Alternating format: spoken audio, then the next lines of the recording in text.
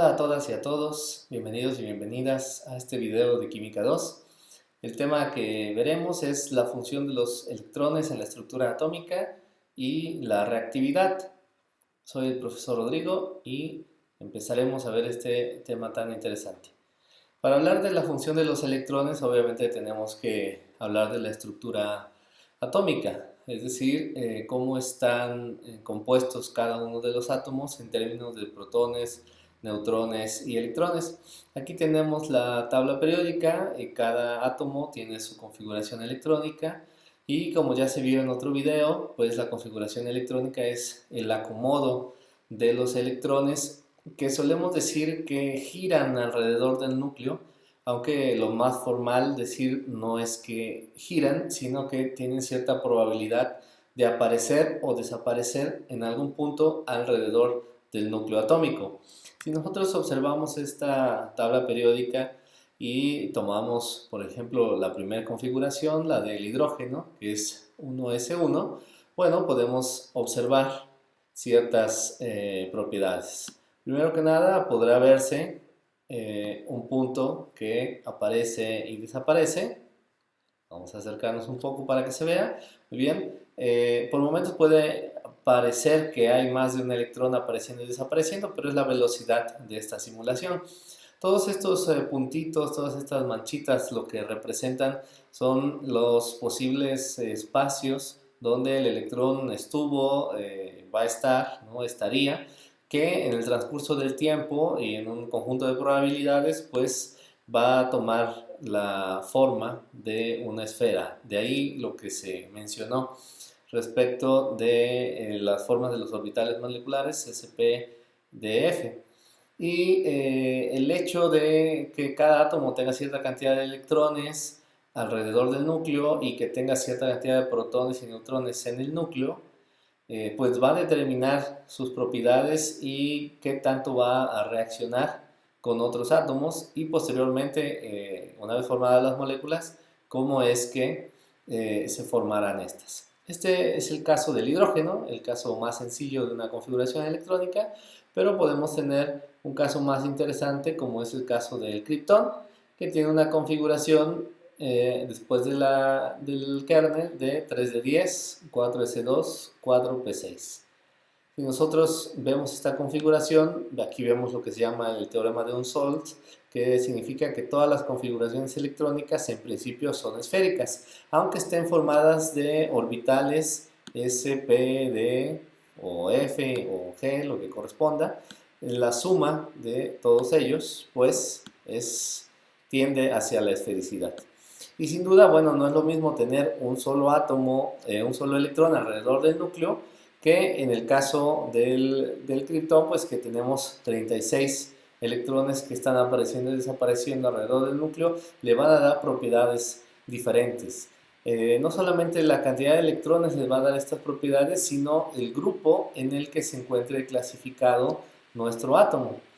No es lo mismo cómo van a ser reactivos los elementos del grupo 1, del grupo 2, algunos intermedios y del 17, del 18, etc. Hago hincapié en los extremos porque siempre es más fácil entender los comportamientos en los extremos y después ir particularizando hacia en medio de la tabla periódica.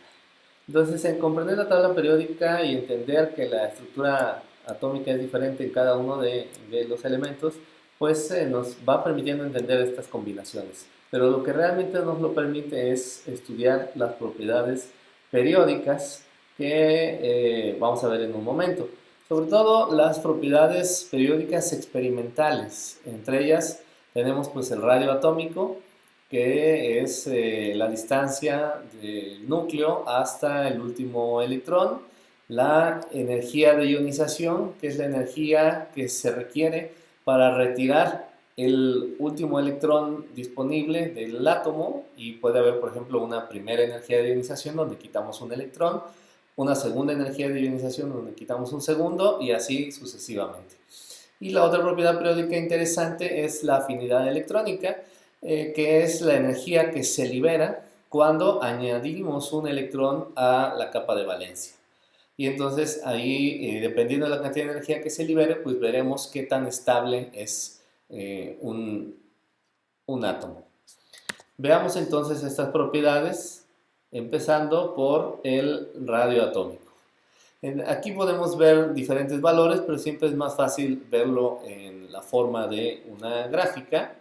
Y nosotros entonces podemos observar aquí que, como es pues obvio, entre más electrones tengamos, más grande va a ser el átomo. Por lo tanto, conforme bajemos en la tabla periódica, el radio atómico será más grande.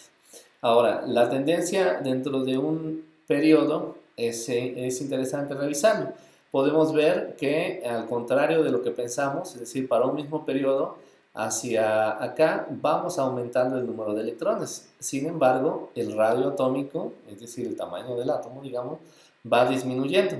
¿Por qué hay esta aparente contradicción? Bueno, porque para una misma capa, donde los electrones están distribuidos más o menos en el mismo nivel energético, va aumentando el número de electrones, eso es cierto, pero que están alrededor del núcleo, pero va aumentando también simultáneamente el número de protones en el núcleo. Entonces hay mayor atracción electromagnética entre los protones positivos, que van siendo cada vez más conforme vamos a la derecha, y la cantidad de electrones que no se alejan tanto por parte del mismo periodo. Entonces hay más atracción de lo positivo a lo negativo, y esos electrones se contraen un poco, y por eso dentro de un mismo periodo el radio atómico tiende a disminuir. Otra propiedad que nos da mucha luz sobre el comportamiento de los átomos es la primera energía de ionización. Tenemos ciertos valores, pero concentrémonos en las tendencias. La energía de ionización la definimos como la energía que se requiere para quitarle el último electrón a un átomo. Vemos, por ejemplo, que en el caso del grupo 18, pues se requiere muchísima energía, son las barras más grandes.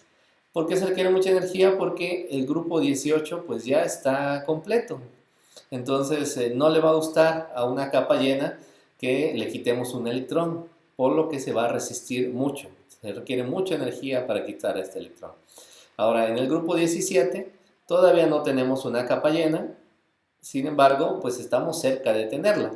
Entonces tampoco le va a gustar mucho que le quitemos un electrón. Al contrario, lo que quiere esta capa 17 es que le añadamos un electrón más para hacer una capa llena. Entonces también va a poner mucha resistencia para liberar ese último electrón. No tanto como la capa llena del grupo 18, pero va a poner una resistencia considerable.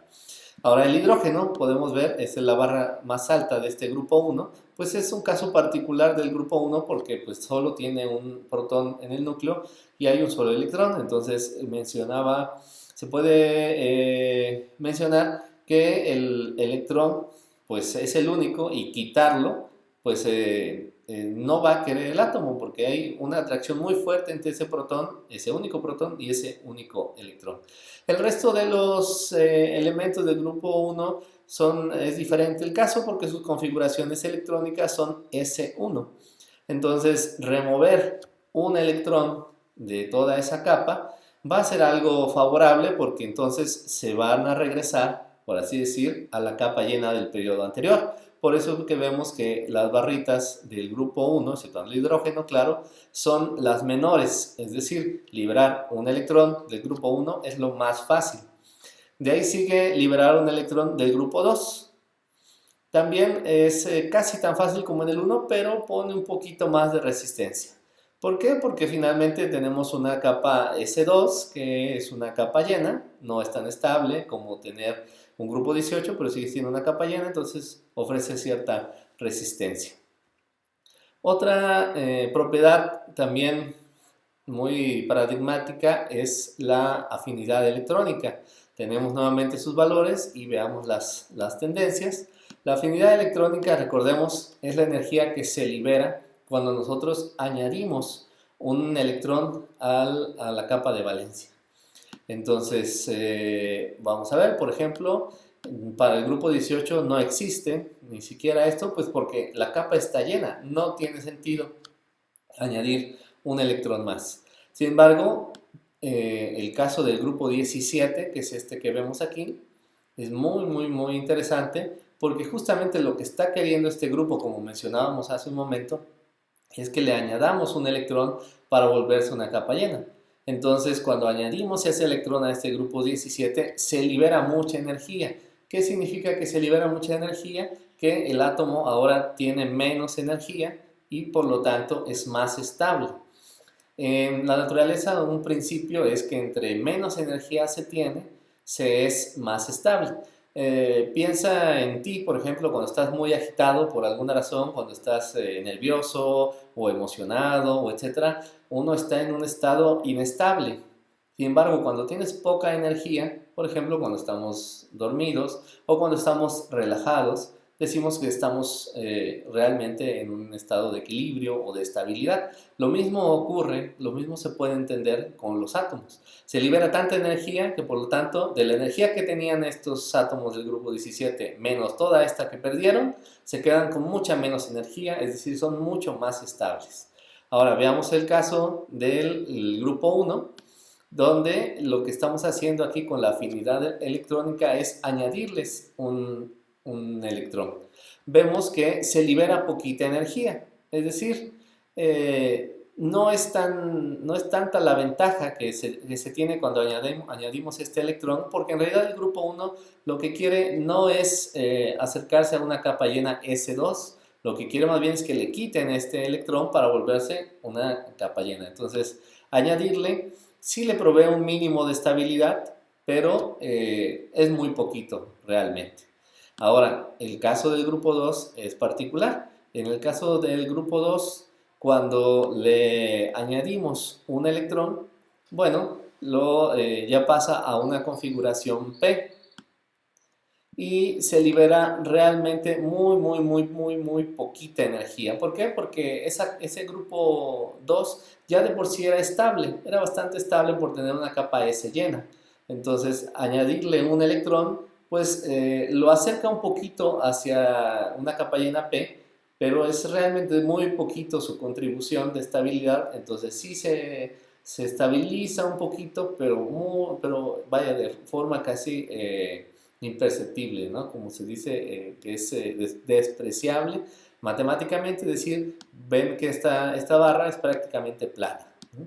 Entonces, así es como podemos ir entendiendo la manera en que los átomos se combinan. Nosotros tenemos que entender muy bien cómo es su configuración electrónica para entender diferentes propiedades.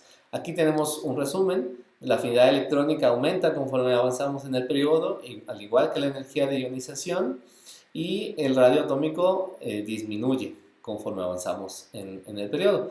Ahora, conforme bajamos, pues en el grupo pues aumenta el radio, tenemos más electrones, y igual cuando tenemos en los grupos tenemos una alta energía de ionización acá arriba y una alta afinidad electrónica y baja de este lado, como se expresó en los diagramas de 3 dimensiones.